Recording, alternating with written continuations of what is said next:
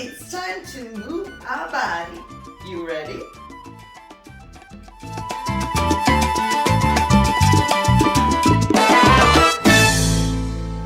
Hello my beautiful subscribers, here we are again with Rasa the dancer, and today's video is for all men, women, leaders, followers, whoever, because we are doing body isolations and this is chest edition. So I will show you a couple of isolations, how to do them properly and how to do them so that the progress would be quicker.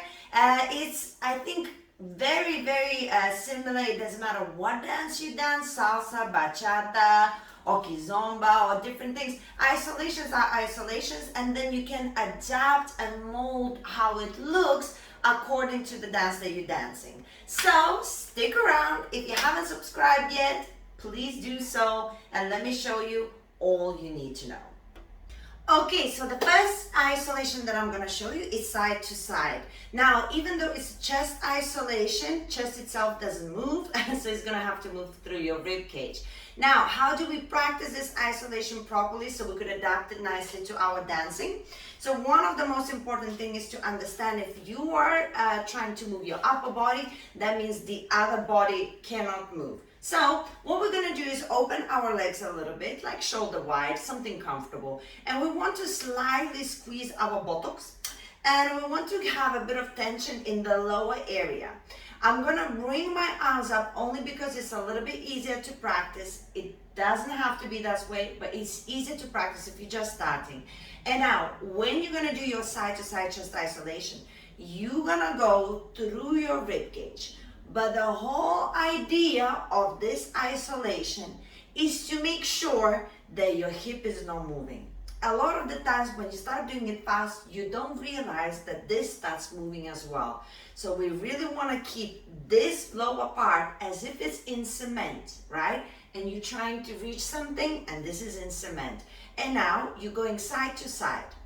Another thing whilst you're practicing it to make sure you have that good stretch and good technique is to make sure when you do this, your shoulder line is more or less straight. It can move just a little bit naturally as you're going further away, but you want to have more or less straight line. Now that's again not to say that it's the only isolation. You can also do the shoulder inclusion. However, when you're practicing the technique, you need to focus on what actually you're doing. And this basic chest isolation side to side requires to have straight shoulder line position. So you have to really focus. There's nothing like this, that it really is all the way straight. If you do this chest isolation side to side and you feel like, you know what, I think I got this, you can try relax your arms. You can try do something else with the arms, play around a little bit and start breathing and making it incorporation in your dance. But practicing this technique in particular, super important for future. The second isolation that we're going to do now is actually forwards and backwards. Now the principle remains the same. If we're isolating the upper body, the lower body has to be in cement, right? Now this will be super important. I'm going to show you from side position first and then I'm going to move around because you need to see this. So now I'm going to keep my hands upwards again, and as I keep my lower body tensed, I'm going to push my chest through my lower back forward, and then I'm going to bring my chest back through my core inwards. This technique is super important. So through my lower back it goes forward, through my core it goes back. It's easier to think that I'm shifting my weight or moving my hip. I am not. I push through my lower back and my shoulders, so it wouldn't be like this. They keep my posture. So I end up squeezing that chest out. And as I bring my chest back in, is through my stomach. And again, my chest, my shoulders allow my chest to crawl in. Now what we want again is to make sure we have a good form. Sometimes when we push too hard, we start doing things like this. This is not a good form.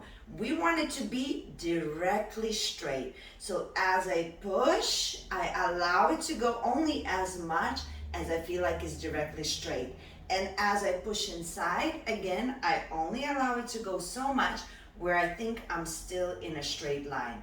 If I start curling like this down, it's too much, it's not the same anymore, right? So you would have from here, I will show you as well, pushing through the lower back, pushing inside. Pushing through the lower back, pushing inside. 1 and 2 and 3 and 4. And all of the lower area squeezing tight. Not an easy thing to do properly, but practice, I'm sure you can do it. All right, my peeps, you practice the side to side, forward, back. The challenge is to put it all together. But we can do it. Now, it doesn't matter which direction you're gonna choose. I'm gonna start going to my side, and then I'm gonna go back, and then I'm gonna go to the side, and then I'm gonna go forward, okay? And then you can go forward side, you can change the directions and all of the rest. Now we're just gonna do to one direction for you to understand. So a lot of the times now, again, people get like excited, I got this, and they start doing movements and they start killing all of the technique that they practice separately. So now, as we're gonna keep in this position here, the hands, we're gonna focus on the technique we practiced before. So first, we're gonna go to the side, shoulder line all the way straight, lower body is not moving. Then we're gonna go back. As we're going back, it's the stomach. It's not corner, it has to go back into the center. It's not cornered, it goes back into the center. Then we're going to the side again, so it's not going corners, it goes back into the straight side.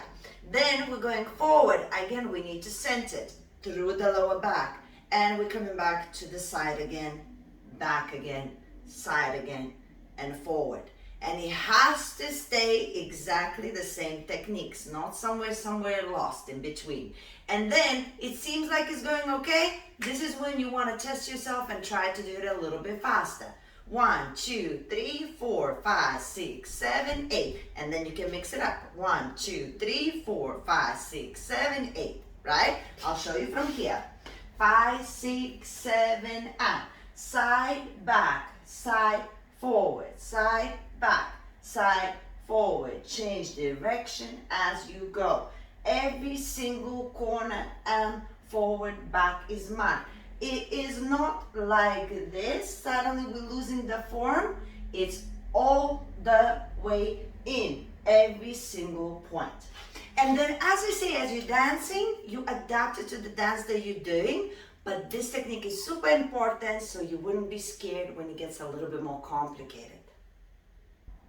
Guys, if you found this useful, please leave a comment, let me know, show me some love. And I'm planning to do more body movement videos because I think they are super important. Leave a comment if you agree. Now in the meantime, if you want to practice some more, I do have these other body movement videos. Check them out and keep getting better. Thank you for your love. Hopefully you subscribe and I'll see you soon.